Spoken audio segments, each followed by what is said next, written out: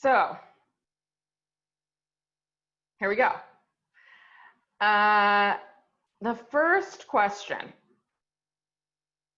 what's it like to be a minister? How do you stay really honest with yourself about your capacity and your needs? I'm going to put you on gallery view so I can see everyone's reactions as I blow their minds. Okay, what's it like to be a minister? Being a minister is all the things. In some ways, it's a profound privilege and really beautiful opportunity. It's a beautiful calling. One of the reasons I felt called to the work was I wanted to be with people in the lowest points of their lives and at the best parts of their lives. And so you really get to accompany people and witness that, and that is a real privilege. I think it's also has a fair amount of the mundane, just like every other job. I have a lot of emails I have to answer. I have a lot of people I have to be responsible for and responsible to, all while trying to wield my moral authority with accountability. People do sort of look to me for a certain amount of wisdom, or at least as a sounding board for things that they're struggling with, and I try to recognize that's power, and recognizing that I have power in people's lives, and how do I do that responsibly, and how do I use it appropriately. Staying honest with myself about my capacity and my needs.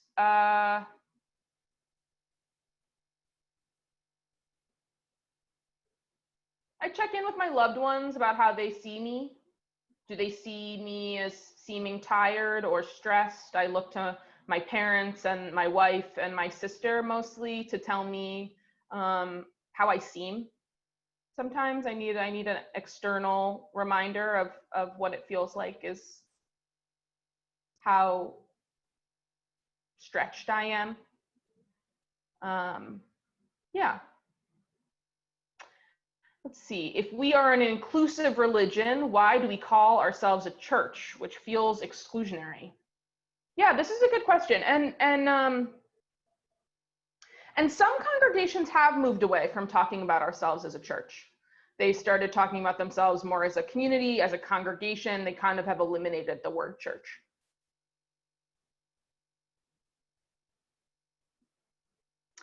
I like the word church, I think, for a few reasons. One, I think it's important for us to not pretend that we weren't historically a Christian religion. That is still very present in our day-to-day existence. It's in the way our sanctuary is built. It's in the stained glass that we stare at when we're together. And I think to deny that we used to be a Christocentric Judeo-Christian religion would probably ultimately be confusing. So I like that. I like calling it church for that reason. I like calling it church because we meet on Sundays. Mosque meets on Friday. Shabbat services typically are Friday or Saturday. Church meets on Sundays. So there's something about that for me that really resonates. And I think, but I understand why it's a little bit fraught, but for me, it's not super loaded. But I'm open to hearing that we need to do away with that. I probably wouldn't die on that hill. Let's see. Is the role of the ministers to pull the congregation ahead of where the majority might be? Yeah, this is a great question. So here's how I think about the role of the ministers. Much of the time I think about us as guardrails, right? We are not the driver of the car. We are the things keeping the car from going off a cliff. And we are to guide you along the twists and the turns and to set the speed limits occasionally, and the tolls that you all pay. So we're sort of like the highway authority, maybe. But we are less in charge, and we are not even so much passengers as we are the sort of subtle movement toward ahead, the subtle movement ahead. And I do think I take some of my responsibility to kind of hold the line farther out than I think many people are. And one of the things that Abby and I always talk about is meeting people where they're at. And Abby and I sometimes have a slightly different approach to this. I sometimes can be a little bit more, I hold that line out here, and I love people to meeting me into that line. And that can sometimes produce conflict. That can sometimes be hard.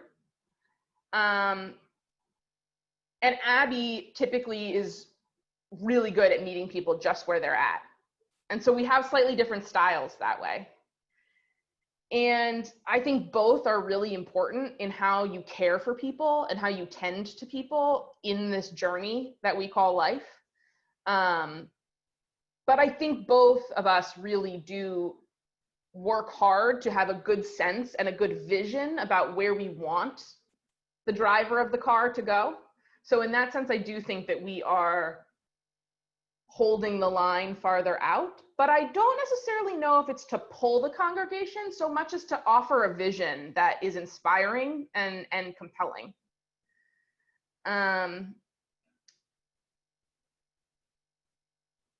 Let's see. What are some of the ways I pray?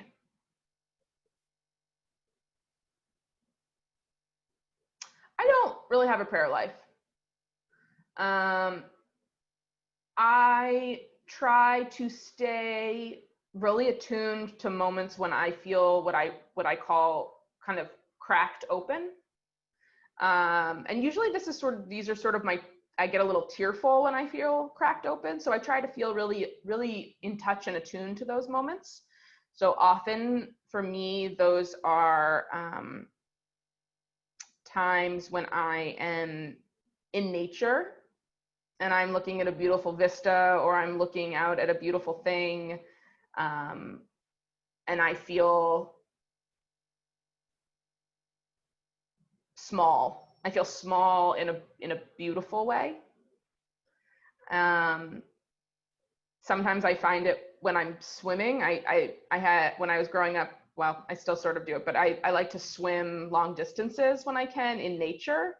And sometimes I'll find myself with this goofy grin on my face when I'm all alone swimming and the sun is dappling on the water, and I just have this huge grin on my face, and it feels like prayer, because I'm not really conscious of how my emotions are sort of separate from my body at that moment. I've also been trying to do this thing recently where I fall to my knees when I feel moved, deeply moved. Just sort of trying to embody that humility and just kind of see what it feels like to be on my knees when something strikes me down, for better or worse. And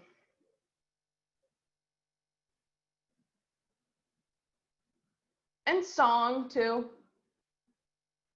Singing really just is so powerful. I don't think it has, I think singing prayer, or singing like in Vespers when we sing the sort of Taizé style rounds, or even just singing a song that I knew from childhood. When my grandfather died, my sister and I sang Going to Carolina. She played the guitar and we sang at his memorial service. And sometimes I like to sing that song as a little prayer to myself, just to remember of my family and that moment together. And sometimes I sing songs that my mom sang to us when we were really little, that those kind of feel like prayerful songs to me. So I don't have a prayer practice in a very traditional sense where I clasp my hands as I kneel before my bed and that sort of prayer. But I do try to stay aware of what my hopes and dreams and joys and longings are. I think that's a lot of what prayer is about. Who are some religious spiritual prophets who inspired you in your spiritual journey? Let's see.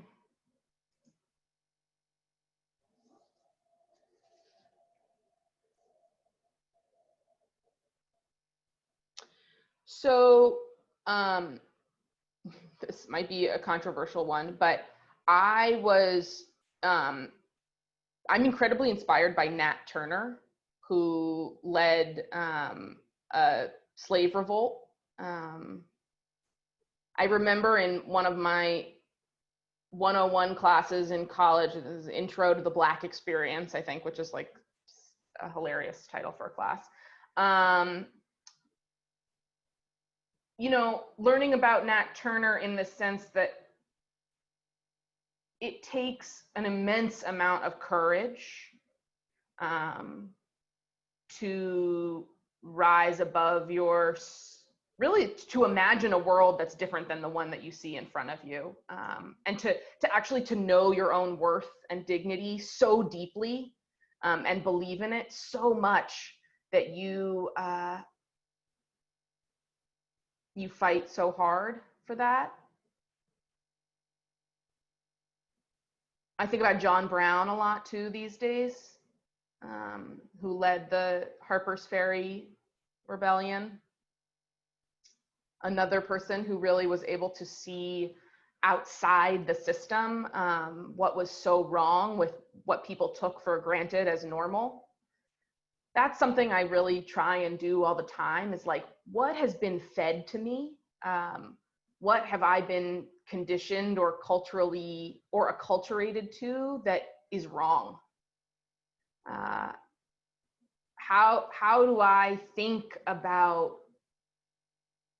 the messages I've received, the culture I grew up in, the education I received, being really critical of, and not critical in the sense that they're all wrong, but being a healthy skepticism of the things that we take for granted or the things we assume to be true. Why are they told to me to be true? Why are they told to me to be important? Who told me that? And why did they tell me that? So anyone who has really had the gumption, the guts, the ability to really question those things has always been really inspiring to me.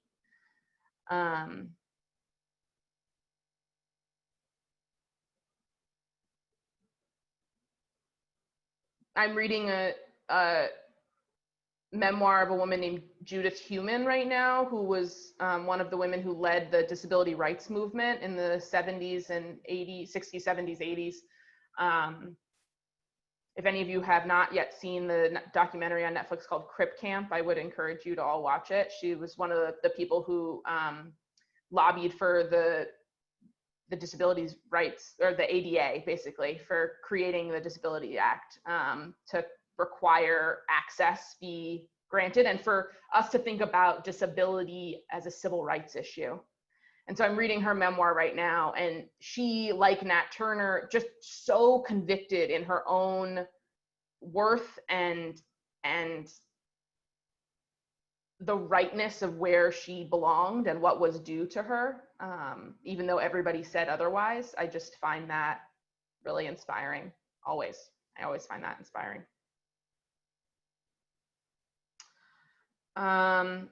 Do you believe in a single God?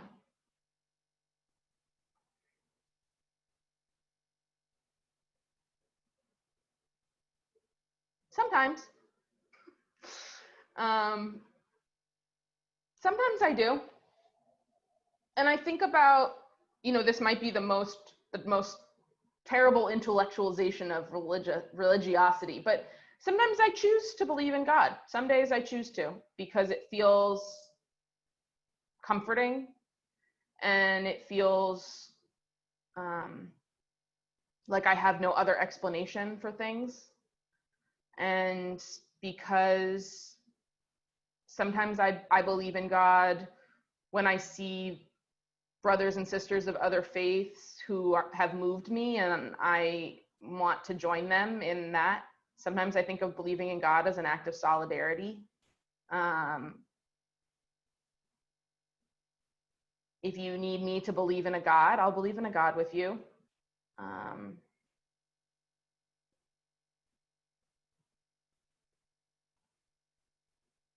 Yeah.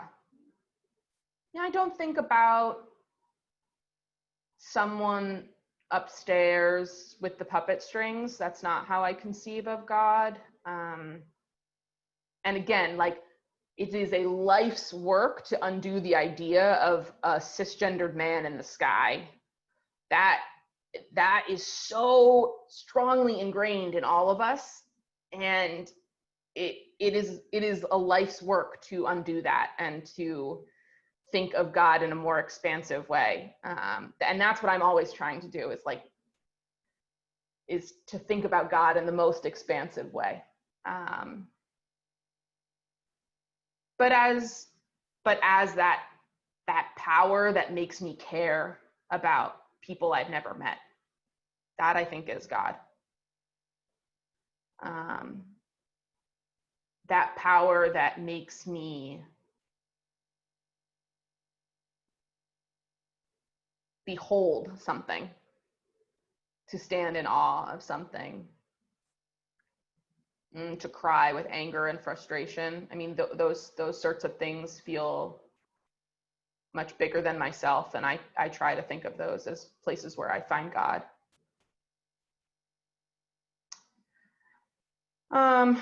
Let's see, I'm looking at the time here. The last one I think is just a really important one that I'm getting a lot these days, which is about finding the human dignity in individuals and leaders who I oppose so vehemently in this presidential year.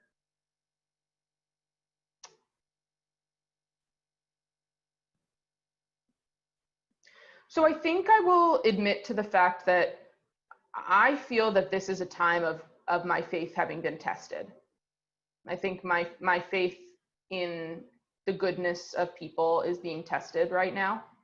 I hear it a lot, and I'll be preaching about it a little bit in September, about this concept of evil, which is something that Unitarian Universalists really have a hard time talking about.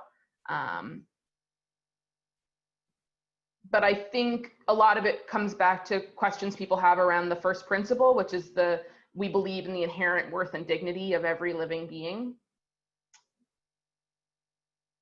And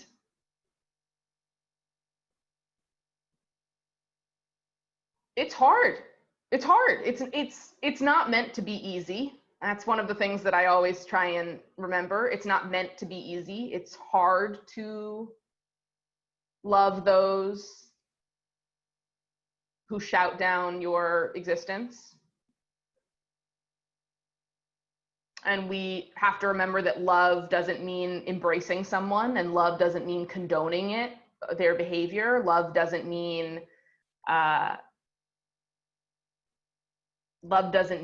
endorsing what they say. It means fighting for their chance at a good life too, even if we have a different idea about what the good life looks like.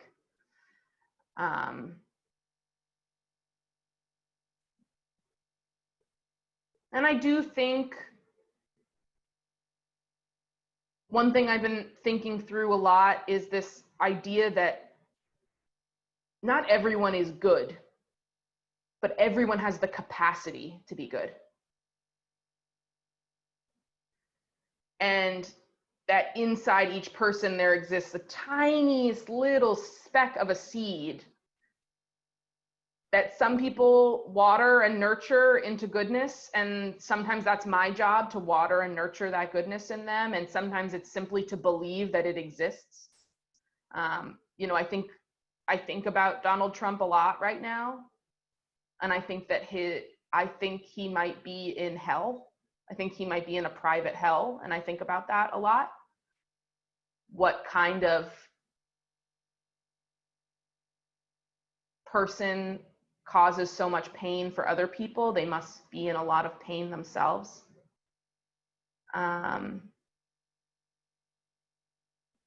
But I also feel like, you know, I get fed up. I get fed up the way you all get fed up. Because, you know, as I said before, it's a hard time to be alive right now. It's hard. And the only thing that keeps me going is a vision of a world that other people have fought for before I did. And I keep going on that path. And I do it with other people. I don't do it alone. So I think thinking about the dignity is really, you know, it's important. It's important. Some of it is not necessarily finding the dignity. It's in trying to find the dignity. It's asking yourself every day, like, is today the day I could find the dignity? And if you say no, that's okay. But at least you tried. You haven't given them up. And I think that that's really important. So that's my ad hoc sermon for the day. All of you, let's see, nobody seems to be, okay, people are shaking hands, there's some thumbs up. Nobody's cutting up the First Unitarian Order of Service or doing anything crazy right now. Oh, actually, that's another thing I'm working on. I'm trying not to say crazy or insane. Those are words that I'm working to rid of myself of in my everyday speech. And I invite you to try it with me. It's hard. Those are hard words to get rid of. Hi, I'm Reverend Hannah Capaldi. And I'm Reverend Abby Tennis. We are the ministers at the First Unitarian Church of Philadelphia, where our mission is to awaken love and justice in our lives and in the world. We're so grateful that you watched, and we hope that the sermon connected with your soul. We also want to invite you to join us for a live worship service every Sunday at 11 a.m. Eastern Time. You can always find the link to that service on our website at www.philauu.org. In these services, you'll hear words like you've just heard, and you also get a chance to greet one another, pray together, sing together, and we even hold a virtual coffee hour after services to get a chance to greet some new and old friends. If you want to support the mission of this community and you feel moved to give, you can do so by going to the website that Reverend Abby just mentioned. You can find that link below, or you can text 215-709-5095 and follow the prompts to give. If someone in your life needs to hear these words today, we encourage you to share this video. And again, thank you so much for watching. We hope to see you soon.